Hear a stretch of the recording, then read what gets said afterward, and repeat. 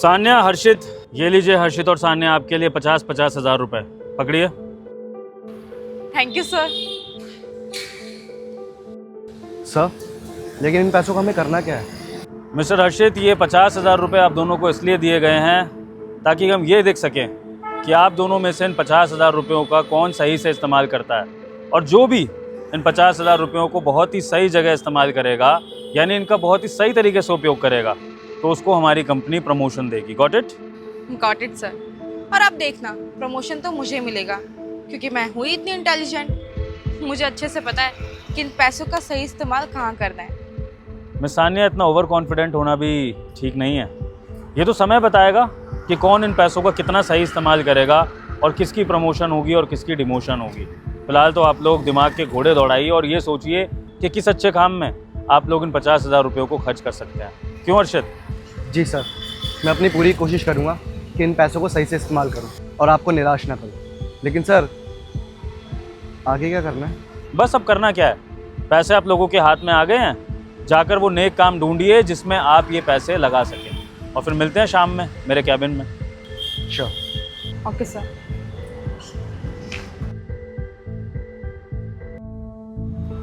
Sir ने इतने सारे पैसे दो तो दिए, लेकिन इन पैसों का मैं करूँगा क्या?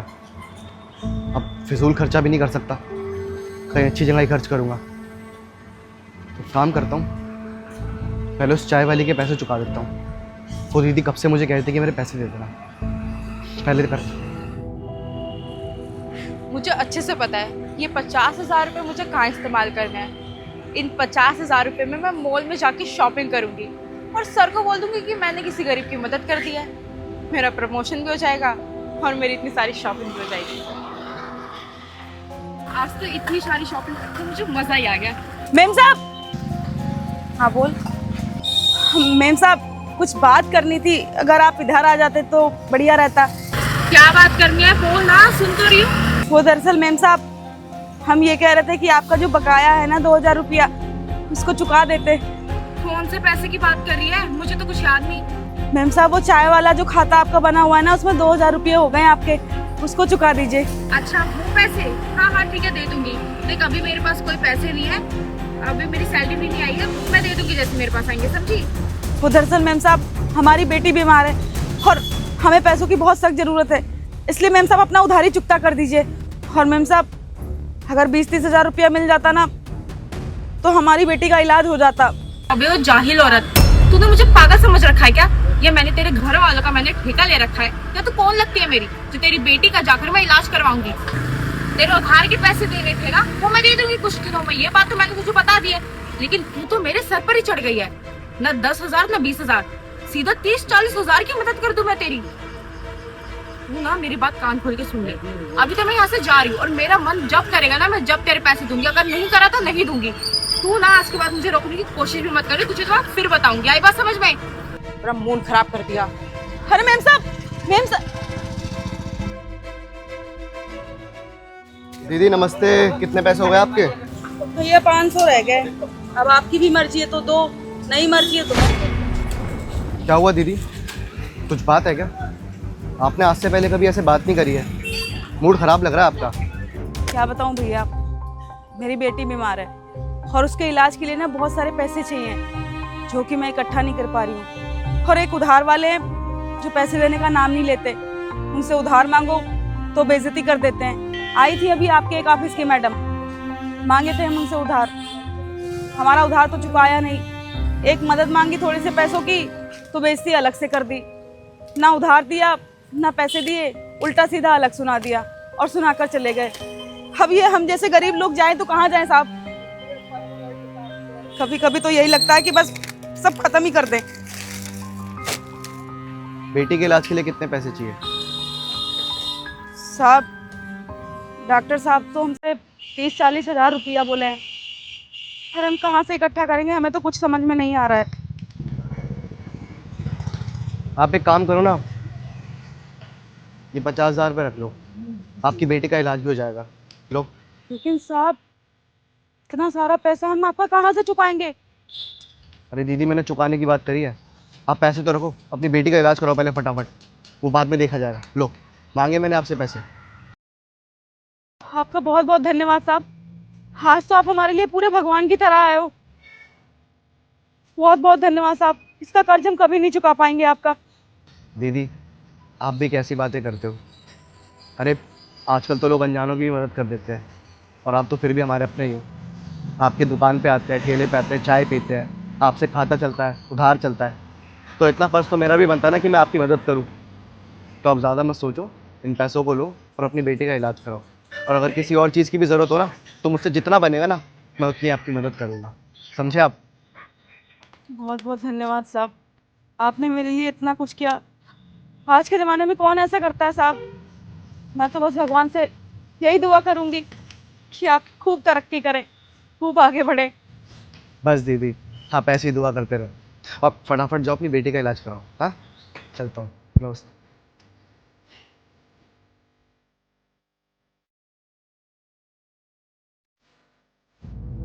Okay guys, welcome back. उम्मीद करता हूँ कि उन 50,000 रुपयों का आपने बहुत अच्छा इस्तेमाल करा होगा। बताइए फिर, आपने उन 50,000 रुपयों का कैसे कैसे इस्तेमाल किया?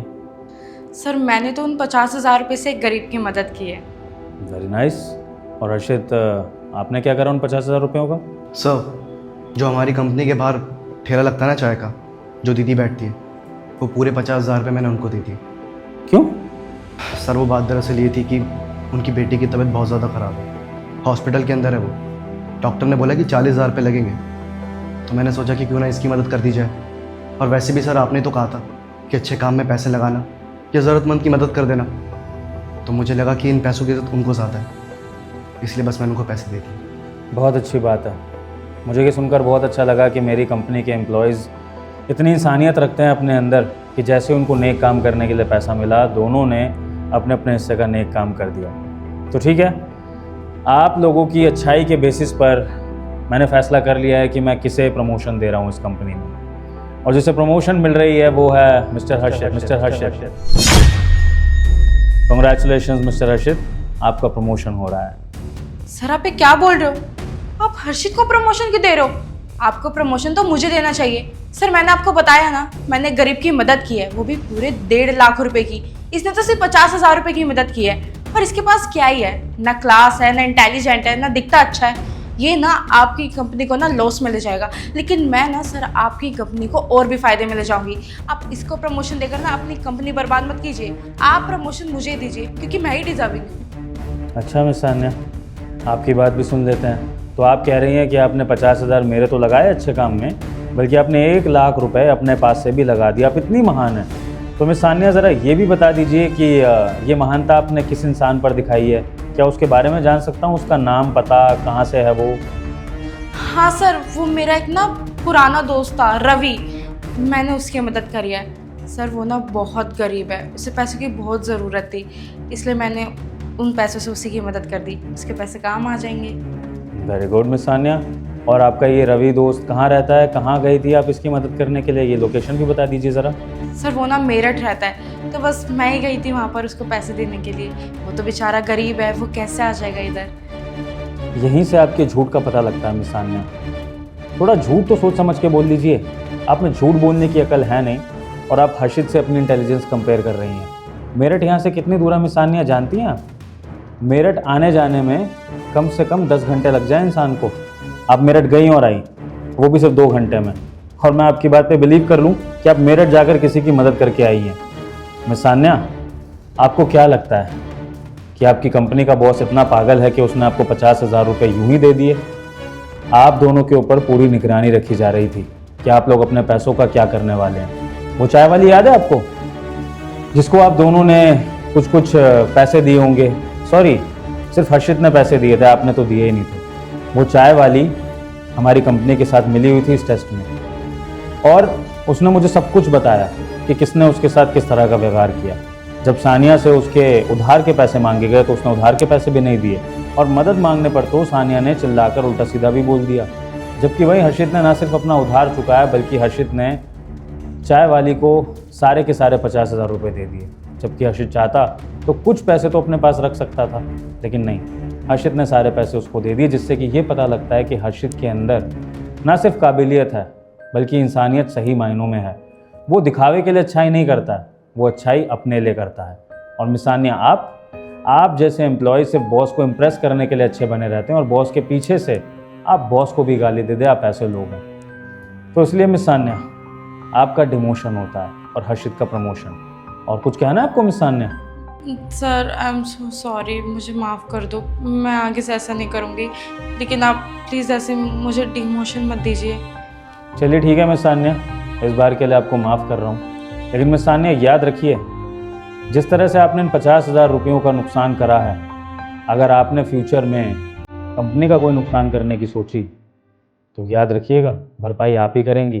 जैसे इन 50,000 रुपयों की भरपाई आप करेंगी, ये पैसे आपकी सैलरी में से काटे जाएंगे अगले महीने, तो उसके लिए तैयार रहिएगा। ओके? Okay sir. ठीक है मिस सान्या, आप जा सकती हैं। आई होप आपको हर्षित से लेसन मिला हो और आप अपनी ज़िंदगी में भी कुछ चेंज लाने की कोशिश करें। You may leave now. Okay sir. Mister Harshit, बहुत अच्छा लगा आपकी ईमानदारी देखकर, आपके अंदर की इंसानियत देखकर। उम्मीद करता हूँ कि इस प्रमोशन के साथ साथ ना सिर्फ आप अपनी अच्छाई को बढ़ाएंगे बल्कि अपनी जिम्मेदारियों को भी बढ़ाएंगे और कंपनी में और मन लगा के काम करेंगे। बिल्कुल सर, आपकी उम्मीदों पर मैं खड़ा उतरूंगा और आप देखना, इस कंपनी को बहुत आगे लेके जाऊंगा। बिल्कुल। बाकी जो 50,000 रुपये आपने खर्च करे ना हर्षित, ये 50,000 आपको और दिए जाएंगे आपके पर्सनल खर्चों के लिए, ताकि आपको मोटिवेशन फील हो और आगे आप ऐसे ही अच्छे काम करें। ठीक है? Thank you so much sir. Okay Harshit, see you tomorrow at your next promoted position. Okay sir, have a nice day.